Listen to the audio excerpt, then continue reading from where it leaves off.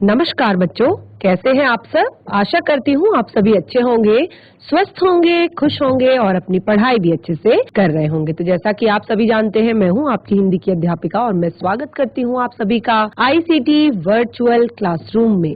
और आज हम यहाँ पर एकत्रित हुए हैं पढ़ने के लिए क्लास 6 की हिंदी। क्लास 6 की हिंदी में हमारा चैप्टर चल रहा है सीता की खोज, यानी कि जो हमारी बाल राम कथा जो हमारी बुक है उसको हम पढ़ रहे हैं। और सीता की खोज यानी कि जब रावण ने सीता का हरण कर लिया है और भगवान राम सीता की खोज में निकले हैं। और सीता की खोज में सबसे ज्यादा महत्वपूर्ण भूमिका निभाते हैं जो आपके जो चित्रकूट जो वन है जहाँ पर वो रहते हैं, उस पंचवटी में उसके आसपास जो हिरण रहते हैं, उसके आसपास जो जंगली पशु पक्षी रहते हैं, वो एक संकेत देते हैं भगवान राम को कि सीता को दक्षिण दिशा की ओर ले जाया गया है। सीता को दक्षिण दिशा की तरफ आकाश के मार्ग से लेकर जाया गया है और भगवान राम उसी दिशा में अपने कदम आगे बढ़ाते हैं।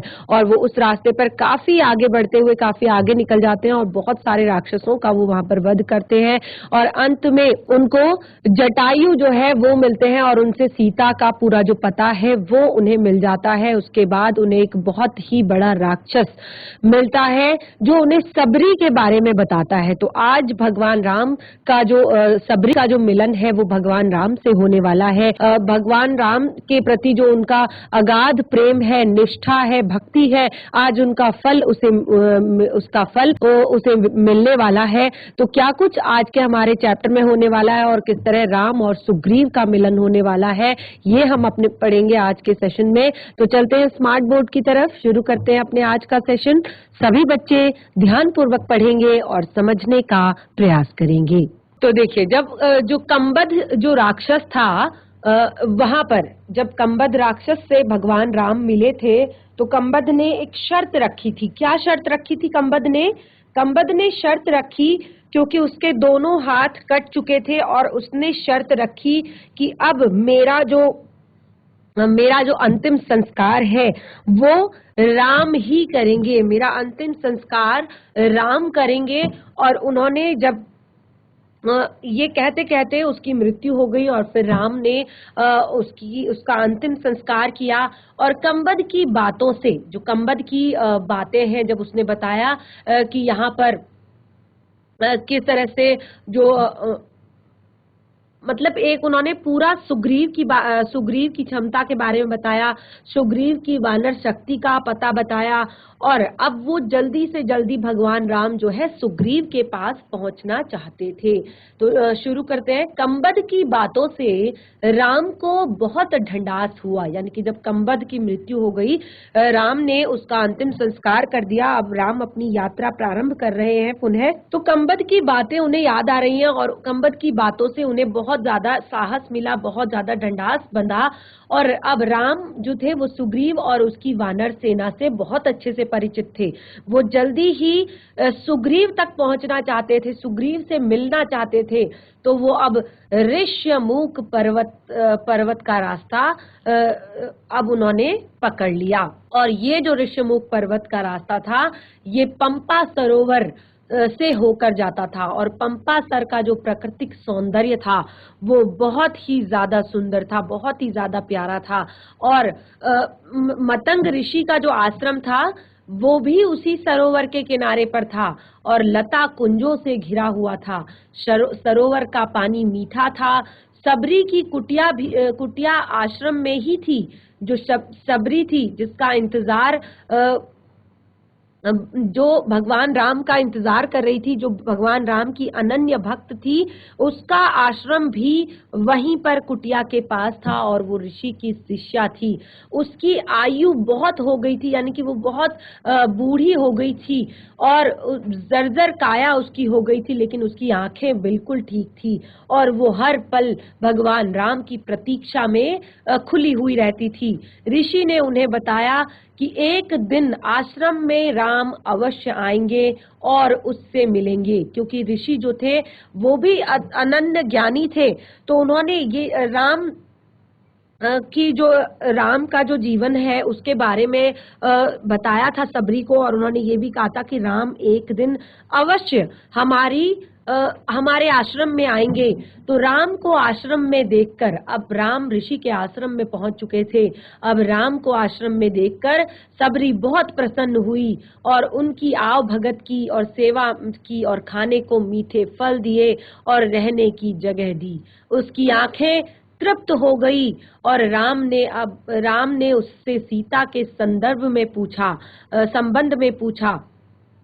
राम ने सीता के संबंध में पूछा कि आपने कहीं पर सीता को देखा है या किसी को किस तरह से सीता को ले जाया जा रहा था, कुछ इस तरह से उन्होंने पूछा।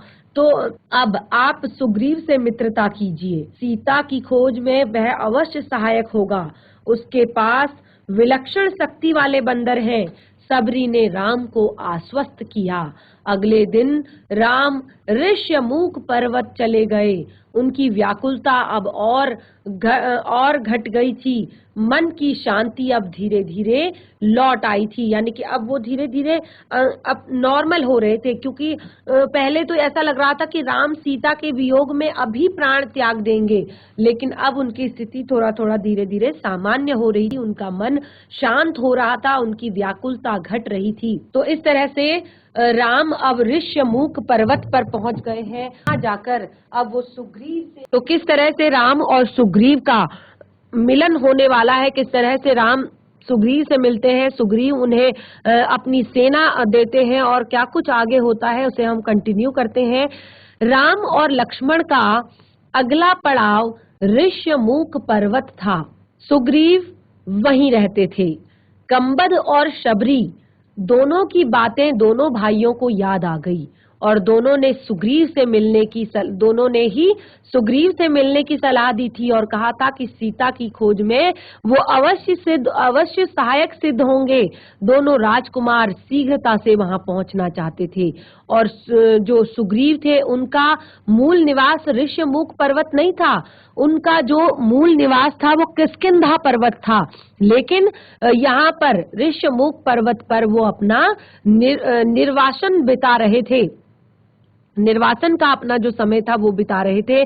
सुग्रीव किष्किंधा के वानर राज के छोटे पुत्र थे। बड़े भाई का नाम बाली था। पिता के न रहने पर ज्येष्ठ पुत्र बाली राजा बना और पहले दोनों भाइयों में बड़ा ही प्रेम था और किस राजकाज में किसी बात को लेकर उनमें मन मुटाव हुआ और फिर झगड़ा इतना बढ़ गया कि इतना गंभीर कि बाली सुग्रीव को मार डालने पर उतर आया।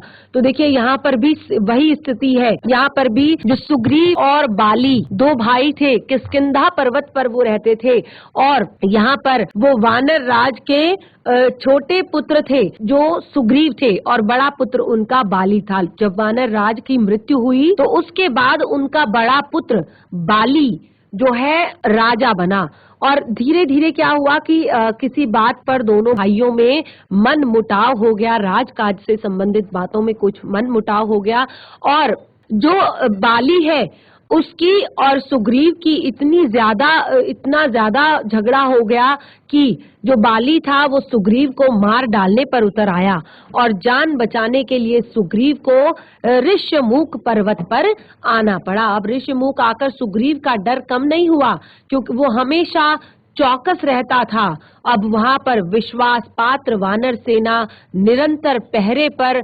रहती थी। सुग्रीव स्वयं भी पहरा देता था इस डर से कि कहीं बाली के गुप्तचर सैनिक वहां ना पहुंचे, क्योंकि वो क्या था कि जो सुग्रीव था वो बाली उसको हमेशा मार डालने पर उतारू होता था, यानी कि उसकी जान के पीछे एक तरह से पड़ा हुआ था, उसको हमेशा परेशान करने के लिए आतुर रहता था। तो वहां पर जब यहाँ पर ऋष्यमूक पर्वत पर वो आए तो वहां पर भी अब जो कुछ बानर, उनके विश्वास पात्र जो बानर थे, जो उनकी वानर सेना थी, वो हमेशा एक तरह से वहां पर पहरा देती रहती थी कि कोई सुग्रीव पर आक्रमण तो नहीं कर रहा है, कहीं सुग्रीव पर आक्रमण करने के लिए बाली के गुप्तचर सैनिक तो वहां पर नहीं आ रहे हैं। और इस काम में सुग्रीव स्वयं भी खड़ा रहता था, यानी कि वो हर समय पहरा देता रहता था। तो अब एक दिन सुग्रीव पहाड़ी पर खड़ा था। एक दिन जो सुग्रीव था वो एक पहाड़ी पर खड़ा था और उसने क्या देखा कि दो युवक उधर से आ रहे हैं। बहुत दूर से उसने देखा कि दो युवक आ रहे हैं और उसके मन में केवल एक ही बात आई कि ये दोनों अवश्य ही बाली के गुप्तचर होंगे, ये दोनों अवश्य ही बाली के गुप्तचर होंगे जो मुझे मारने के लिए आ रहे होंगे। उसके मन में एक ही बात आई और तत्काल उसने सुग्रीव ने तत्काल अपने साथियों को बुलाया, अपनी वानर सेना को बुलाया और कहा कि हमें ऋष्यमुख पर्वत छोड़ देना चाहिए। यह अब स्थान हमारे लिए सुरक्षित नहीं है। बाली यहाँ भी आधम का है। सुग्रीव ने अपने साथियों से कहा कि मैंने दो युवकों को यहाँ आते हुए देखा है, उनके हाथों में धनुष है। तो अब सुग्रीव जो है घबरा गया, डर गया, क्योंकि उसने सोचा कि अब ये ऋष्यमुख पर्वत भी उसके लिए बचने का स्थान नहीं रह गया है, सुरक्षित स्थान नहीं रह गया है। अब उसे कहीं और ढूंढना होगा अपने लिए स्थान। तो अब उसने अपने साथियों को बुलाया और उसने बताया कि दो युवक जो हैं वो इधर की तरफ आ रहे हैं और सबसे बड़ी बात यह है कि उनके हाथों में धनुष है। अब सुग्रीव बहुत ज्यादा घबराया हुआ था और पर उसका जो प्रमुख साथी था, उसके जो प्रमुख साथी थे हनुमान, इनसे सहमत नहीं थे। जो सुग्रीव के प्रमुख साथी थे हनुमान जी, इस बात से सहमत नहीं थे। उन्होंने कहा कि मैं जाकर पता लगाता हूँ कि वे कौन है। बाली की सेना में सैनिक नहीं है, ऐसे सैनिक नहीं है। हनुमान जी ने भी दोनों युवकों को देख लिया। हनुमान पर सुग्रीव को भरोसा था और उसने हनुमान की बात मान ली। अब राम लक्ष्मण पहाड़ी पर चढ़ते चढ़ते थक गए थे और वो पहाड़ी सरोवर के पास रुके। पहाड़ी पर जो सरोवर था उसके पास वो रुके और वहां पर वो थकान मिटाने के लिए थोड़ी देर उन्होंने आराम किया, हाथ मुंह धोया और तभी भेष बदलकर हनुमान वहां पर पहुंच गए। तो वहां पर क्योंकि किष्किंधा पर्वत जो था वो बहुत ही बड़ा था, विशाल काय था, तो दोनों भाई उस किष्किंधा पर्वत की यात्रा करते करते, उस पर चढ़ाई करते करते थक गए थे और पास पर ही एक सरोवर जो था वहां पर वो अपनी थकान मिटाने के लिए रुक गए। उन्होंने हाथ मुंह धोया और वहीं पर थोड़ा देर वो आराम करने लगे। तभी हनुमान जी ने क्या किया, वेश बदला, यानी कि वो बानर के वेश में नहीं आए, उन्होंने वेश बदला और बिल्कुल दोनों को शिष्टता के साथ प्रणाम किया। यानी कि ऐसे नहीं कि आप धमकी नहीं दी, डराया नहीं, बिल्कुल शिष्टता के साथ प्रणाम किया और पूछा कि आप दोनों कौन हैं और इस वन में क्यों भटक रहे हैं। आपका भेष मुनियों जैसा है लेकिन चेहरों से आप राजकुमार लगते हैं।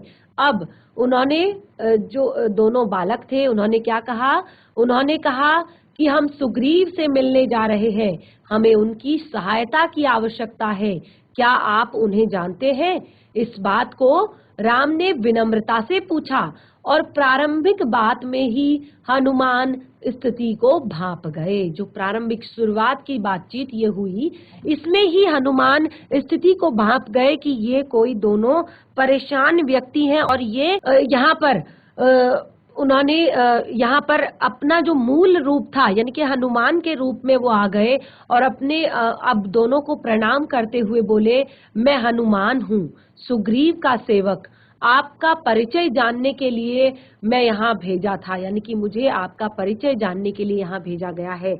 अब लक्ष्मण ने उन्हें अपना परिचय दिया और इस वन में आने का कारण बताया और वन में आने और यह भी बताया कि कंबद और शबरी की सलाह पर वो यहाँ आए हैं सुग्रीव से मिलने, उनसे सहायता मांगने। अब हनुमान जी के चेहरे पर हल्की सी मुस्कुराहट आ गई। कोई उससे सहायता मांगने आया है जिसे स्वयं सहायता चाहिए। यानी कि अब हनुमान जी ये सोचकर थोड़ा सा मुस्कुरा गए कि कोई उस व्यक्ति से सहायता मांगने आया है जिसको स्वयं सहायता चाहिए, क्योंकि सुग्रीव है वो अपनी जान बचाता हुआ फिर रहा था खुद, एक पर्वत से दूसरे पर्वत पर भाग रहा था, एक वन से दूसरे वन में भाग रहा था, क्योंकि उसको स्वयं अपने भाई से अपनी जान बचानी मुश्किल हो रही थी। और वो अपने वानर सैनिकों के साथ आज एक स्थान को छोड़कर दूसरे स्थान पर, कभी इस पर्वत पर, कभी उस पर्वत पर, कभी इस वन में, कभी उस वन में जाकर छिप रहा था। तो ऐसे व्यक्ति से कोई और सहायता क्या ले सकता है, ये सोचकर हनुमान जी के चेहरे पर थोड़ी सी मुस्कुराहट आ गई और हनुमान जी समझ गए कि राम और सुग्रीव की स्थिति एक जैसी है और दोनों को एक दूसरे की सहायता चाहिए और वे मित्र हो सकते हैं। एक अयोध्या से निर्वासित है और दूसरा किष्किंधा से निर्वासित है। एक की पत्नी को रावण उठाकर ले गया है और दूसरे की पत्नी को उसके ही भाई ने छीन लिया है और दोनों के ही पिता नहीं है। तो लगभग दोनों की स्थिति जो थी वो समान थी। एक को अयोध्या से निर्वासित कर दिया गया था, एक को किष्किंधा पर्वत से यहाँ निकाल दिया गया था। तो अब एक की पत्नी को रावण उठाकर ले गया था और दूसरे की पत्नी को उसी के भाई ने छीन लिया था। तो अब और सबसे बड़ी बात कि दोनों के ऊपर पिता का साया नहीं था। अब हनुमान ने राम और लक्ष्मण को कंधे में बिठाया और कुछ ही पल में वो ऋष्यमुख पर्वत के शिखर पर पहुंच गए। हनुमान ने दोनों को सुग्रीव से मिलाया और दोनों ने अग्नि को साक्षी मानकर मित्रता का वचन लिया। सुग्रीव ने कहा, आज से हमारे सुख दुख साझा हैं। तो देखिए मित्र क्या होता है। मित्र यहाँ पर उन्होंने कहा कि आज से हमारे सुख दुख साझा है। मित्र होने का अर्थ होता है कि हम हर परिस्थिति में अपने मित्र के साथ खड़े रहें, उसके हर दुख में उसके साथ खड़े रहें, उसके हर सुख में उसके साथ खड़े रहें। लेकिन आज की इस समय पर एक दोस्त की, एक मित्र की परिभाषा बदल गई है। केवल आवश्यकता पड़ने पर मित्र की याद आती है, बाकी समय में ना तो मित्र को हमारी याद आती है और ना ही हमें मित्र की याद आती है। तो ये कोई सच्ची मित्रता नहीं कही जा सकती। ये तो केवल हम अपने स्वार्थ पूर्ति हेतु अपनी मित्रता कर रहे हैं। सच्ची मित्रता वो होती है जब हम हर परिस्थिति में अपने मित्र का साथ देने के लिए खड़े हों, हर परिस्थिति में अपने मित्र के साथ खड़े हों। आज उसके बुरे दिन है तो हम ये सोचकर नहीं कि अरे ये तो खत्म है, इसका अब इससे मित्रता करके कोई फायदा नहीं है, अब ना तो ये मुझे कहीं घुमाने ले जाएगा, ना अच्छी चीजें खिलाएगा, ना मेरे साथ अच्छे से टाइम स्पेंड करेगा और ना ही मतलब मेरा अच्छा मित्र नहीं कहलाएगा, क्योंकि मैं 4 लोगों में जाऊंगा तो कहे जाएगा कि इसकी क्या हैसियत क्या है जो हमने इसको मित्र बनाया है। तो आजकल ये चीजें पहले आ जाती है। ये नहीं देखा जाता कि हमारा मित्र अगर परेशानी में है तो कभी हम भी परेशानी में आएंगे और हमारा मित्र हमारा सहायक बनेगा। तो ये सारी परिस्थितियां हम भूल जाते हैं और केवल अपने स्वार्थ पूर्ति हेतु मित्र बनाते हैं। लेकिन भगवान राम ने अग्नि को साक्षी मानकर यहाँ पर सुग्रीव को अपना मित्र बनाया और कहा कि आज से हमारे सुख दुख साझा है। यानी कि हर सुख में भगवान राम साथ रहेंगे, हर दुख में भगवान राम साथ रहेंगे और सुग्रीव हर सुख में भगवान राम के साथ रहेंगे, हर दुख में भगवान राम के साथ रहेंगे। अब जब उन्होंने मित्रता कर ली तब राम ने सुग्रीव को सीता हरण के संबंध में बताया तो सुग्रीव अचानक उठ खड़े हो गए और उन्हें कुछ याद आया। वो बोले, वानरों ने मुझे एक स्त्री के हरण की बात बताई थी, निश्चित रूप से वह सीता ही होंगी। रावण का रथ जो है इसी पर्वत के ऊपर से गया था। अब राम और लक्ष्मण ध्यान से उनकी बातें सुन रहे थे और सुग्रीव बोलते रहे। सीता स्वयं को रावण के चंगुल से छुड़ाने का यत्न कर रही थी। वानरों को देखकर उन्होंने अपने कुछ आभूषण भी नीचे फेंक दिए थे और गहनों की पोटली उसने राम के आगे रखते हुए कहा, देखिए क्या ये गहने सीता के हैं? क्योंकि जब सीता माता ने देखा था, क्योंकि सीता माता उस समय जो भी पशु पक्षी, नर वानर और पेड़ पौधे, पर्वत नदी जो भी चीजें उनके सामने आ रही थी सबसे वो सहायता की पुकार कर रही थी, सबको वो सहायता के लिए पुकार रही थी, लेकिन क्योंकि वो स्थिति ही ऐसी थी कि कोई भी उनकी मदद नहीं कर पाया, कोई भी उनकी हेल्प नहीं कर पाया। लेकिन उनके बारे में सभी लोग इतनी सारी सूचनाएं लेकर आ रहे थे, तो ये बहुत बड़ी बात थी, राम को बहुत ज्यादा सहायता मिल रही थी। राम ने आभूषण तुरंत पहचान लिए, कुछ गहने लक्ष्मण ने भी पहचाने। देखकर राम शोक के सागर में डूब गए। उनके मुंह से निकला, धिक्कार है मुझे, हे सीते, मैं संकट में तुम्हारी रक्षा नहीं कर सका। तो उन्होंने अपने आप को कोसा, क्योंकि जिस पत्नी की सदा रक्षा के लिए हर परेशानी में उसका साथ देने का वचन देकर 7 फेरे लेकर वो उसको अपनी धर्म पत्नी बनाकर लाए थे, अपनी अर्धांगिनी बनाकर लाए थे, आज इतनी कठिन परिस्थिति में वो उसका साथ नहीं दे पाए, उसको बचा नहीं पाए, उसकी रक्षा नहीं कर पाए, तो वो अपने आप को धिक्कार रहे हैं भगवान राम।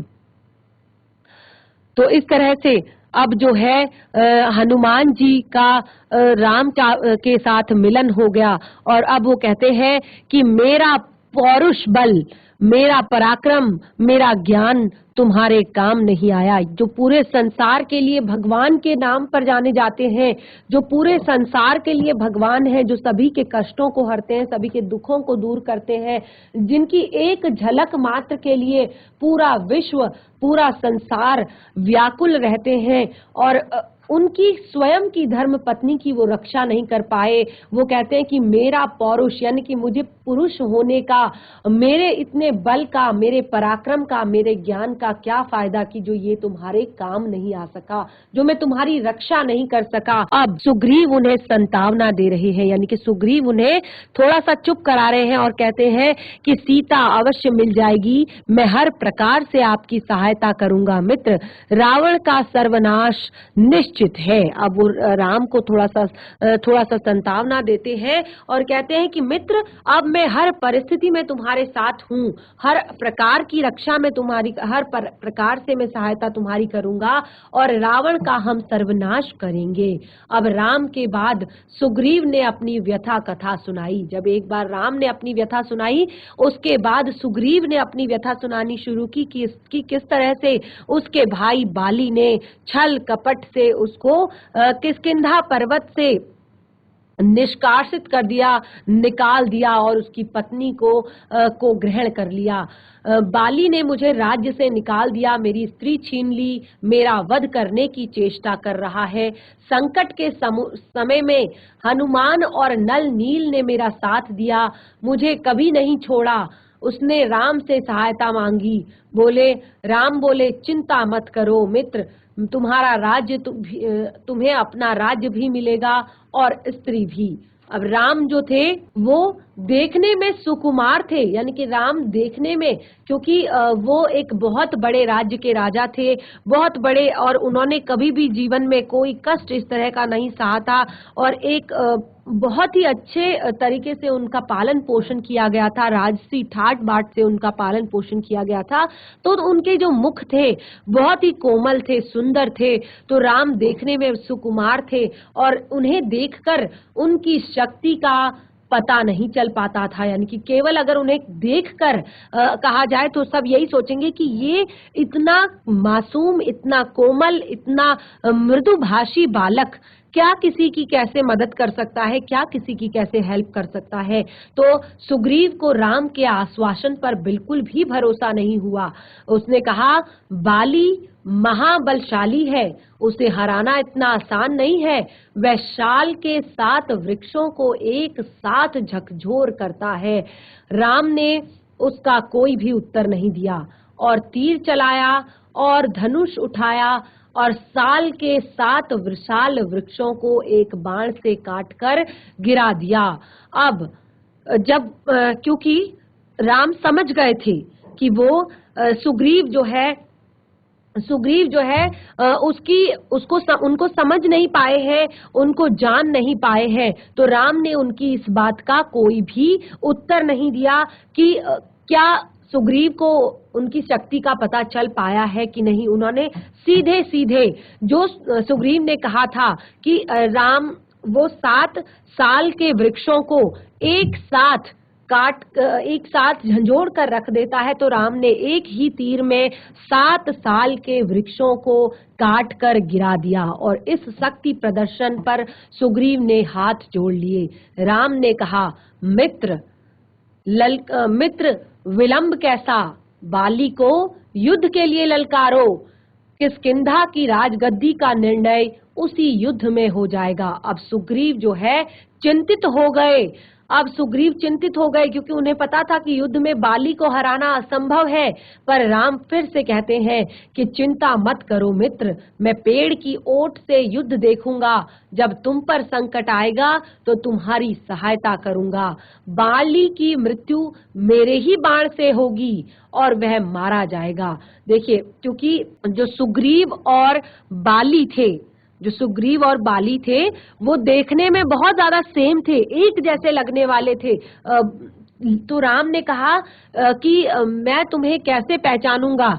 यहाँ पर एक और कथा हमने इस बारे में सुनी है कि राम ने जब बाली और सुग्रीव का युद्ध होगा तो राम ने कहा कि कैसे तुम दोनों एक जैसे हो, तो मैं तुम्हें कैसे पहचानूंगा। तुम ये मेरे माला तुम मेरी ले लो और अपने गले में धारण कर लो, और मैं पेड़ की ओट में छिपकर जो बाली है, जब तुम्हारे ऊपर संकट आएगा, यानी कि जब वो तुम्हें मारने के लिए आएगा, तो तब मैं तुम्हारी सहायता करूंगा और वह मारा जाएगा।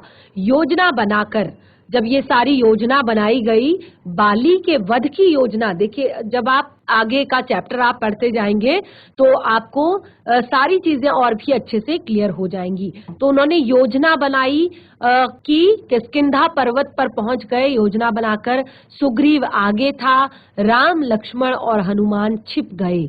मेरे पीछे राम की शक्ति है सोचते हुए उसने बाली को ललकारा, और बाली के क्रोध की सीमा न रही। वह गरजता हुआ निकला, आज शिकार मेरे मुंह तक स्वयं आया है, मैं तुझे नहीं छोड़ूंगा। यानी कि जिस सुग्रीव को वो बहुत समय से ढूंढ रहा था, बहुत समय से खोज रहा था, जिसकी मृत्यु के लिए वो तरस रहा था कि मैं इसको जान से मार दूं, ताकि मेरे राजकाज का जो रास्ता है वो बिल्कुल साफ हो सके, क्लियर हो सके। और आज सुग्रीव ने स्वयं जाकर बाली को ललकारा था, तो उसे बहुत ज्यादा क्रोध आ गया कि ये निहत्था, ये अकेला व्यक्ति कैसे मुझे युद्ध के लिए ललकार सकता है, कैसे मेरे साथ युद्ध करने की चेष्टा कर सकता है। तो अब भीषण मल्ल युद्ध हुआ। मल्ल युद्ध क्या होता है? मल्ल युद्ध यानी कि दोनों ने आपस में हाथों से युद्ध किया, स्वयं से एक दूसरे से लड़कर युद्ध किया, और दोनों एक दूसरे से गुथ गए। यानी कि बहुत भयंकर युद्ध हुआ। एक तरह से युद्ध में बाली भारी पड़ रहा था। अब युद्ध में धीरे धीरे बाली जो है वो भारी पड़ रहा था। लगता था कि अब सुग्रीव का अंत निश्चित है। राम पेड़ के पीछे खड़े थे, धनुष उनके हाथ पर थे, पर उन्होंने तीर नहीं चलाया। सुग्रीव वहां से किसी तरह से जान बचाकर भागा और ऋष्यमूक पर्वत पर आकर रुका। राम लक्ष्मण और हनुमान भी लौट आए। सुग्रीव राम पर कुपित था, यह धोखा है, आपने मेरे साथ धोखा किया है, समय पर बाण नहीं चलाया, मैं नहीं भागता तो आज वह मुझे मार डालता। सुग्रीव जो था वो बहुत ज्यादा कुपित था, बहुत ज्यादा क्रोधित था। क्योंकि वो कह रहा था कि मैं बहुत ज्यादा कठिनाई में था, मैं बहुत ज्यादा परेशानी में था, आपने बाण क्यों नहीं चलाया? अगर मैं नहीं भागता वहां से तो आज मेरी मृत्यु निश्चित थी। अब लेकिन राम की कठिनाई दूसरी थी, जैसे कि हमने अभी अभी बताया, राम की कठिनाई दूसरी थी। वो क्या दुविधा में थे? वो इस दुविधा में थे, उन्होंने सुग्रीव को समझाया कि तुम दोनों भाइयों के चेहरे मिलते जुलते हैं, दूर से तुम दोनों बिल्कुल एक जैसे लगते हो, मैं बाली को पहचान नहीं पाया, और बिना पहचाने बाण चलाता तो तुम्हें भी लग सकता था, और इस चूक के लिए मैं तैयार नहीं था, मैं अपने मित्र को खोना नहीं चाहता था। तो राम ने कहा कि क्योंकि वानर सेना, आप वानरों में देखिए, मनुष्यों में फिर भी हम अंतर कर पाते हैं, लेकिन अगर आप वानर सेना को देखो तो उनमें आप बिल्कुल भी अंतर नहीं कर पाओगे, बिल्कुल, क्योंकि वो सेम लगभग इसी एक जैसी शक्ल के होते हैं, एक जैसे होते हैं। तो भगवान राम ने अपनी यही दुविधा उसको बताई, सुग्रीव को। वो कहते हैं कि तुम दोनों भाइयों के चेहरे बहुत ज्यादा मिलते हैं और दूर से देखने में तो तुम बिल्कुल एक जैसे लगते हो, और मैंने तुम दोनों को नहीं पहचाना, और बिना पहचाने अगर मैं बाण चला देता तो शायद बाण तुम्हें भी लग सकता था, और मैं इस चूक के लिए बिल्कुल भी तैयार नहीं था, क्योंकि मैं अपने इतने अच्छे मित्र को खोना नहीं चाहता था। अब लक्ष्मण ने सुग्रीव को समझा बुझाकर फिर से तैयार किया एक और युद्ध के लिए। राम ने कहा, जाओ मित्र, इस बार बाली को पहचानने में चूक नहीं होगी, इस बार उसका अंत निश्चित है। सुग्रीव डरा हुआ था, घबराहट थी, परंतु राम के कहने पर वो फिर से तैयार हो गया और किष्किंधा पर पहुंचा, और उसने बाली को फिर से चुनौती दी, ललकारा। बाली को सुग्रीव का यह साहस समझ में नहीं आया, क्योंकि उसने कहा कि अरे ये तो कल युद्ध करते करते बीच से ही भाग गया था, तो आज फिर कैसे इसे इतना साहस आ गया, फिर कैसे उसको इतना सारा साहस आया कि वो फिर से युद्ध करने आ गया। अंत में वह अंतःपुर में था, यानी कि वो अपनी पत्नी तारा के साथ था। बाली जाने लगा तो तारा ने उसे समझाने का प्रयत्न किया। जब उसको सुग्रीव का साहस समझ में नहीं आ रहा था, और वो अपनी पत्नी तारा के साथ था, जब बाली जाने लगा तो तारा ने उसे समझाने का प्रयास किया, उसे मना करती रही, पर बाली उसकी बात नहीं माना और पैर पटकता बाहर आया और क्रोध में उबल रहा था। बाली ने अपना हाथ हवा में उठाया और मुट्ठी भींची हुई थी, वह एक घूंसे से सुग्रीव का काम तमाम कर देता, परंतु तभी राम का बाण आकर उसकी छाती में लगा। बाली के गिरने पर राम, लक्ष्मण, हनुमान पेड़ों की ओट से बाहर निकल आए। आनन फानन में राज्याभिषेक की तैयारी की गई। सुग्रीव को राजगद्दी मिली। सलाह पर बाली के पुत्र अंगद को युवराज बना दिया गया, क्योंकि बड़ा जो पुत्र होता है, ज्येष्ठ पुत्र जो होता है, उसी को राजगद्दी मिलती है। तो आनन फानन में, क्योंकि अब सीता की खोज भी इसके बाद उन्होंने करनी थी, तो बहुत जल्दी जल्दी में राज्याभिषेक की तैयारी हुई और सुग्रीव को राजगद्दी मिल गई। और राम की सलाह पर, यानी कि क्योंकि जैसे कि राम ने कहा कि हमेशा ज्येष्ठ पुत्र के पुत्र को ही राजगद्दी मिलेगी, तो सुग्रीव, बाली का जो पुत्र था अंगद को युवराज बना दिया गया। राम ने सुग्रीव के लिए संबोधन बदल दिया। राजगद्दी पर बैठने के बाद उन्होंने मित्र नहीं कहा, वानर राज कहकर संबोधित किया। सुग्रीव का मन था कि राम कुछ समय वहीं पर रहे उनके साथ, पर राम ने मना कर दिया, यह पिता की आज्ञा के विरुद्ध होगा, क्योंकि उन्होंने मुझे वनवास दिया है और मैं वन में ही रहूंगा। अब राम किष्किंधा लौट आए। वर्षा ऋतु आ गई थी और वर्षा ऋतु के कारण जाना कठिन हो रहा था।